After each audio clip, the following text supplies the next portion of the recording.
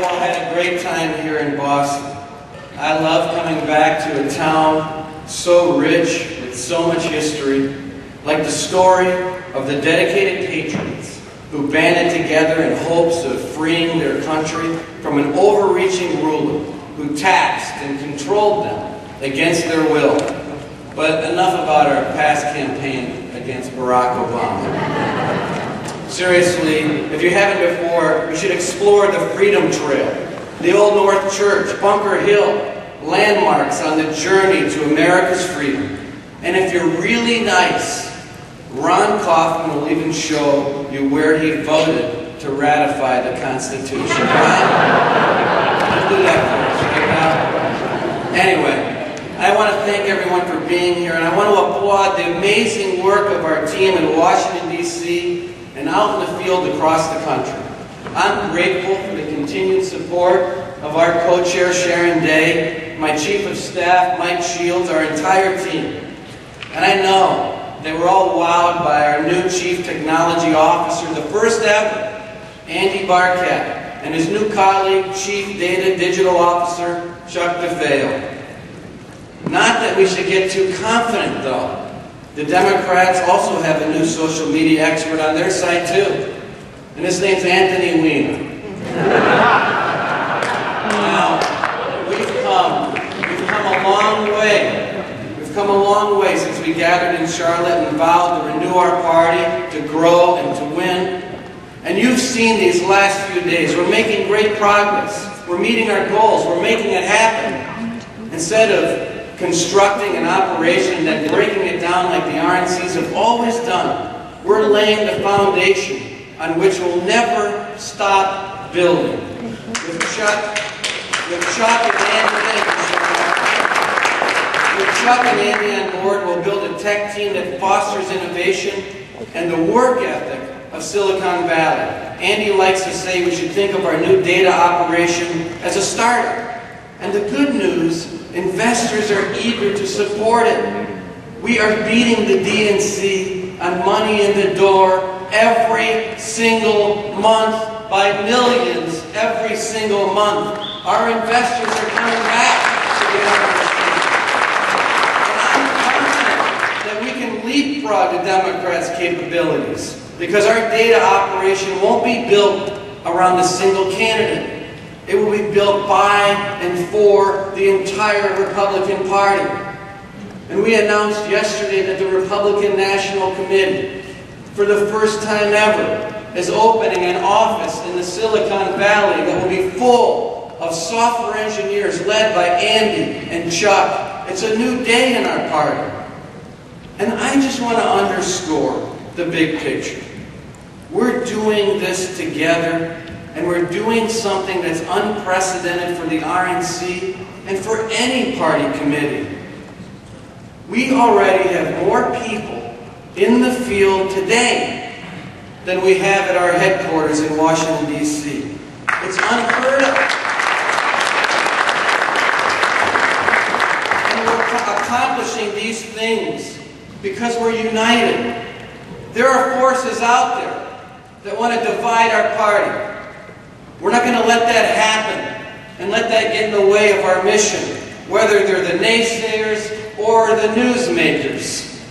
That's why we said to the media with a united voice that a network that spends millions of dollars to spotlight Hillary Clinton is a network with an obvious bias, and that's a network that won't be hosting a single Republican primary debate.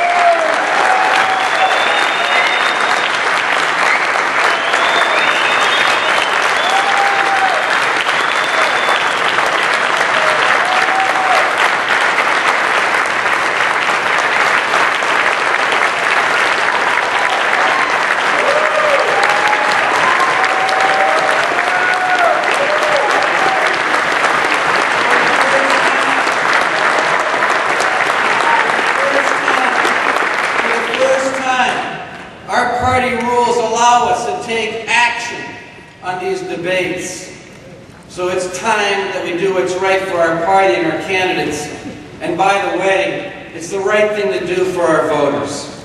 They're not going to get a real debate of substance if it's run by a network who wants to help out Hillary Clinton. We're done putting up with this nonsense. There are plenty of other news outlets. We'll still reach voters, maybe more voters. But CNN and NBC anchors will just have to watch on their competitors' networks. The media overplayed their hand this time. It was so obvious even the liberals saw it. After we took a stand, we found some unlikely allies, didn't we, on the left? Did you ever think you'd read in the New York Times Maureen Dowd writing, "Reince is right"? And some reporters at CNN and NBC are upset at the Democrat donors and their companies who made the decisions to run the Clinton promos. The networks can talk all they want about the lines between their divisions.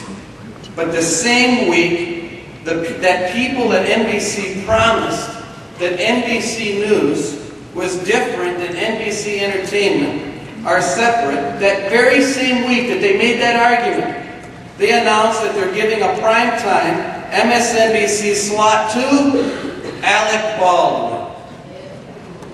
We don't have time for the media's games. And really, it goes beyond the debates. There are also people who want to turn the healthy conversations we're having in our party into headlines. They want to make a family discussion look like division. We don't do that at the RNC. We don't shut down debate. I think it's a good thing that we can have honest discussion on policy. A robust party should take time to debate the right solutions, the right tactics. But there shouldn't be any question. We're united in our principles. Yes, there is talk of different approaches in these surveillance programs, for example. What's the best way to safeguard our liberties while protecting our shores? That's an important conversation for us to have. But is there anyone who doesn't agree that we're united in our belief that we can't trust Democrats with our national security policy? And yes, our party has come up with multiple ways to protect Americans from the consequences of Obamacare. But does anyone doubt that we're unified in saying that America deserves better than a European-style socialistic healthcare system? The divided Democrat Party and their 30-plus Democrats are the ones that voted on the floor to repudiate their Democratic president and reject his Obamacare policies. Likewise, Republicans have many approaches to helping government live within its means. But we all agree that protecting this generation doesn't mean that we have to rob the next. We've got a healthy, energized party, and that's threatening to some people. So they label debate as division, and they call a conversation a civil war. But they should save it for the tabloid headlines. We're a party that believes in the exchange of ideas anchored by the values of freedom and opportunity, not a top-down conformity party. On the Democrat side, they haven't had a unique idea or a new idea since the 1960s. When they see a problem, it's the same answer. Another government agency, another round of taxes, a new set of bureaucrats.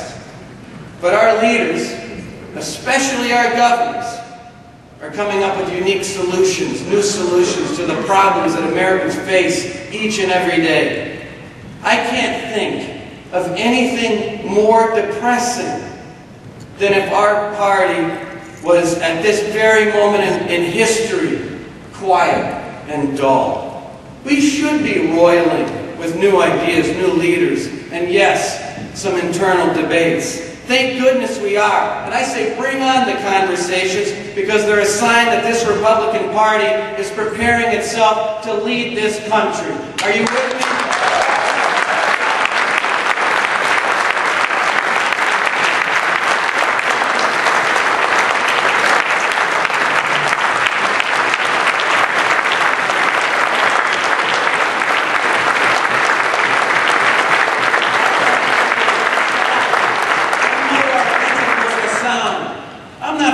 changing our principles, and for changing minds. And we're all united in that belief. Freedom will always be a powerful idea. Equal opportunity is the essential ingredient to achieving the American dream. That's the message we have to share in this party. As we build relationships and engage with new communities, we have a positive story to tell every American. So it shocks me when I hear people suggest that our engagement efforts are just an attempt to win at any cost. That talking with people who haven't supported us in the past is somehow akin to compromising our values. And I'm not making this up. The idea is out there. When I went to NALEO in June and the NAACP and Black Chamber of Commerce in July, there were people quick to say that I was sacrificing the party's values. No. I was taking our party's values to people we don't talk to enough. Our values are the right to liberty, the right to life, our belief in quality schools and strong families, our conviction that no government bureaucrat should come between you and the American dream. I believe that our party is called to be the champion of unlimited opportunity for everybody. And that means we have to talk to all people. So to those who make those accusations, we don't have time for your divisiveness either, any more than we have time for the media's games. If you don't want to grow our party without compromising our principles, if you only want to be a voice of dissent, or if you just want to be angry, if you don't want to be a problem solver, then you're putting yourself ahead of the movement. You're putting your personal ambition in front of your patriotic duty. I'll let you be the judge whether that's what's right for the party and, more importantly, for our country. In our vision for the future, we want to be a big, welcoming, inclusive party. We're not here to win at any cost. We're here to share our hearts, our ideas, and our values with all voters. And that's what we're doing. And we're doing it as a united party. Now finally, before I close, I want to say a few words for the people of Boston. 4 months ago, this great city was hit by a terrible attack during the proud annual tradition of the Boston Marathon. 3 people lost their lives from the explosions.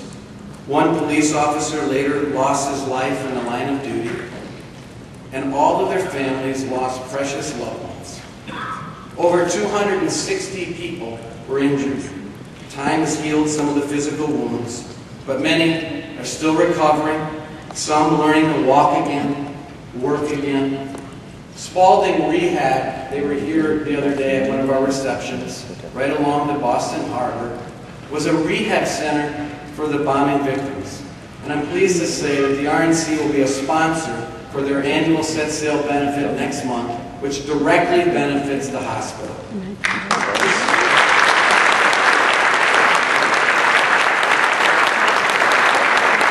This city has proven their resilience. The 2014 marathon looks to be larger than the last.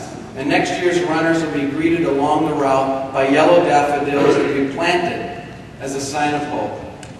So let's pay tribute to Boston, to the heroes who came to rescue their fellow citizens, to the citizens who became heroes.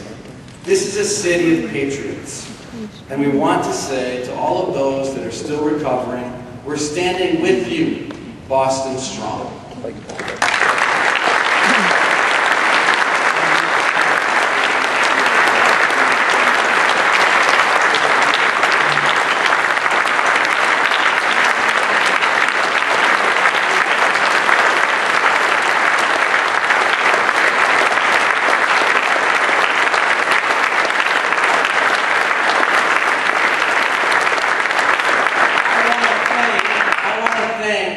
All of you for being here this week.